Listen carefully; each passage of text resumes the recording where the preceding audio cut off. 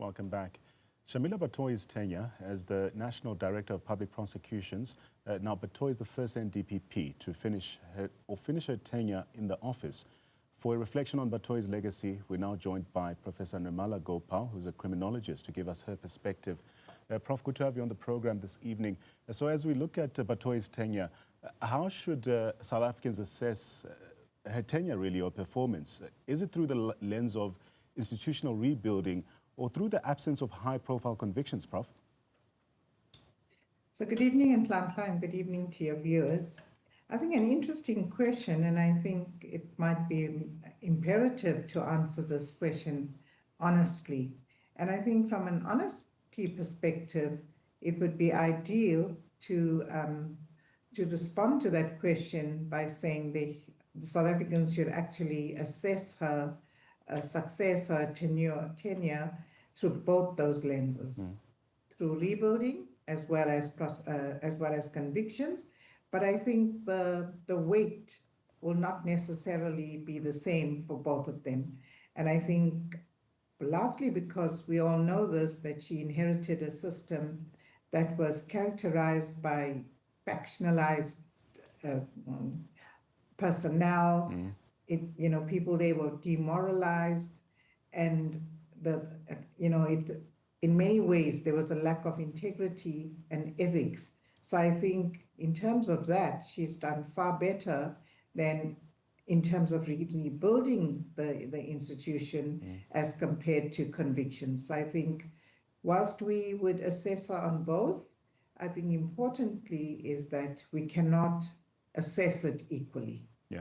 You do cite that the NPA has been marred by issues around factionalism as well, but let's speak more about her performance. To what extent were the NPA's shortcomings the result of leadership decisions versus deeper structural or political constraints here?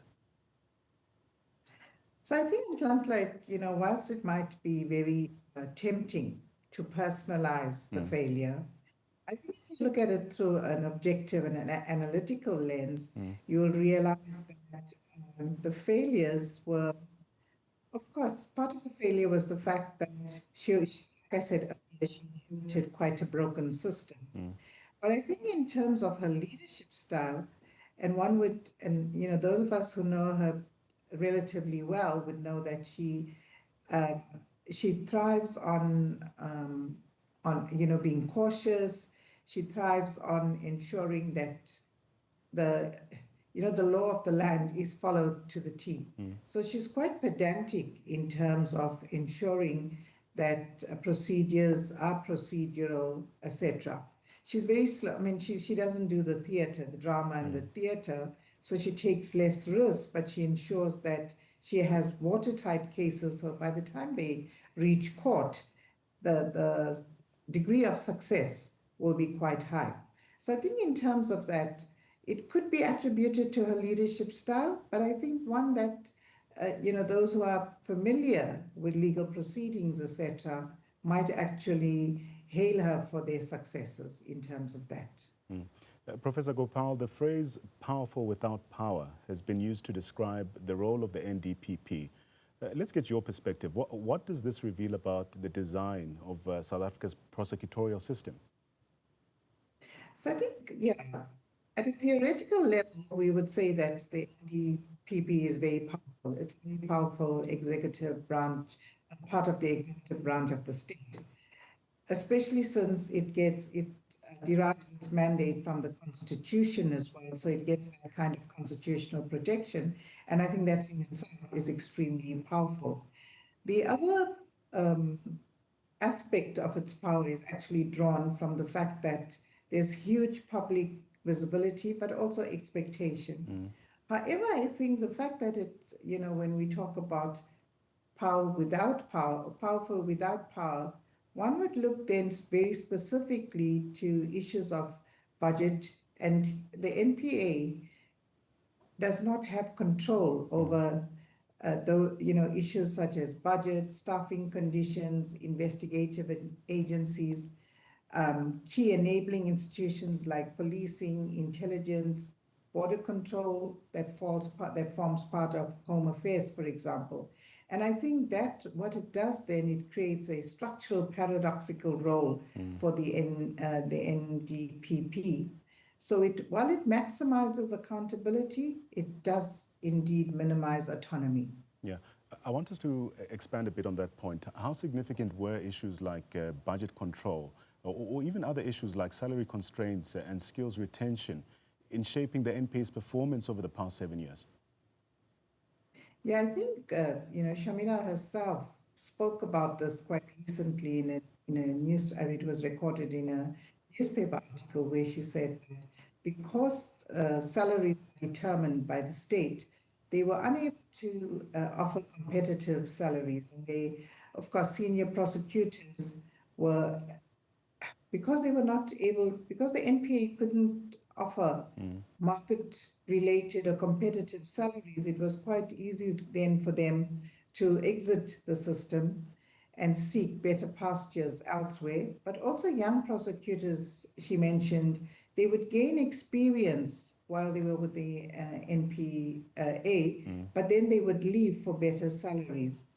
And of course, one would understand that complex cases require years of stable teams. But when you have this continuous exit, then the NPA struggles to maintain continuity, and perhaps in some ways, then prosecution and convictions are compromised. Let's explore another layer. Public frustration is centered on state capture cases, Prof, particularly failed extraditions. From an analytical standpoint, were these failures, if you will, exceptional or symptoms of a broader systematic weakness in the NPA? Yeah, I think it would be, we can attribute that to broader systemic failures.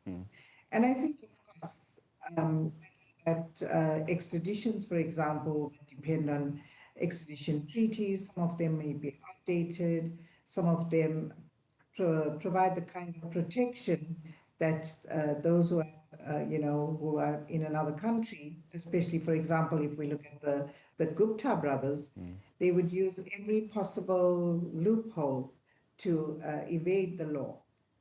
But however, I also want to say that I think part of what she says in her departure is that the arrest of these Gupta brothers are quite imminent, actually. And I think that is really positive for us, even though we know that in many instances she was, her officers were hamstrung by external factors. And part of it was the treaties, which some of them may be outdated, but also investigative capacity that she didn't have much control over. Yeah. You mentioned the case of the Gupta brothers, but how damaging have these high-profile setbacks been, especially to public trust in the rule of law? And is that trust recoverable in the short term? Actually, it's been extremely damaging in Nhlanhla because when you think about the Zondo Commission, it had garnered huge public interest. And the fact that the Gupta brothers in the public's eye had caused huge damage to the economy, especially, and the whole tenderpreneurship, etc. The public were actually looking forward to seeing them convicted, and this has absolutely damaged the trust that the public has in the NPA and their ability to have successful convictions, especially in high-profile cases. And when you think about what's happening at the moment with the Madlanga Commission, part of what's coming out from the ground is where people are asking, will we really see any convictions after what has happened, or the lack of accountability in as far as the Zondo Commission is concerned? So I think in the immediate term, it's going to be very difficult to restore that trust. However, I think what happens with the Madlanga Commission recommendations might in the short term be able to restore a little bit of trust in the criminal justice system.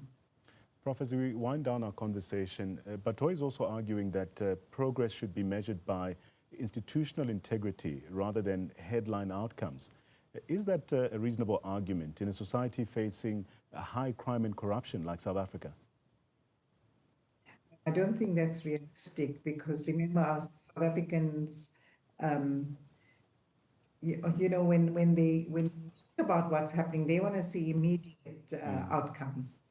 So absolutely, especially for the South African community, you need quick outcomes. Not they, we don't want to see these long, protracted uh, law proceedings, etc. So I think that has actually been has worked against the NPA really. Yeah.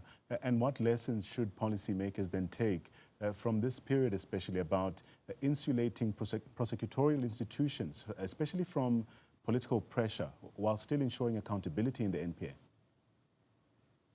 So I think the lessons that they can take is, for one, they've absolutely got to have to speed up prosecutions, whether it means employing more prosecutors and investigators, etc. That's going to be very critical. But also, I think ensuring that the way in which the communication happens between the NPA, high profile cases, etc., the communication between them and the larger public is going to be extremely important, in as far as also not just the realistic expectations, but I think it speaks to the whole notion of restoring the trust. So I think that's going to be important because, as you rightfully pointed out earlier as well, the public is highly frustrated at this point in time. So we've got to make sure that we reduce that frustration, but also make huge attempts to stabilize the NPA. I think that's very important. But also, I think, the NPA has to show that there's very little to no political interference, because we know what's happening at the moment is one of the biggest hues and cries in the society at the moment is political interference. And whilst we know that the NPA is supposed to be objective and, prosecute without favor and be extremely fair in their processes, we do know that there's been huge political interference. They've got to show that there's going to be no political, although I said little, but I actually mean no political interference. And finally, with the new NDPP taking office, what structural or legislative changes would be necessary to even avoid repeating the same cycle, some argue, of expectations and disappointment? Yeah, so again, I think, structural changes would be, for example, ensuring maybe, introduce market-related salaries, restore, ensure that there's integrity and professionalism amongst the prosecutors themselves, provide better working conditions for them. And I think, work towards a better relationship with the policing system, with SAPS, for example, so that the kind of investigations that are actually provided and the kind of evidence will lead to greater successes within the NPA. Prof, let me thank you for your time, and that brings an end to this conversation. As the leadership of the NPA changes, it becomes quite clear that the larger question remains whether South Africa is prepared to confront the structural limits of its justice system, whether the same pressures and expectations will simply follow the next person into this role.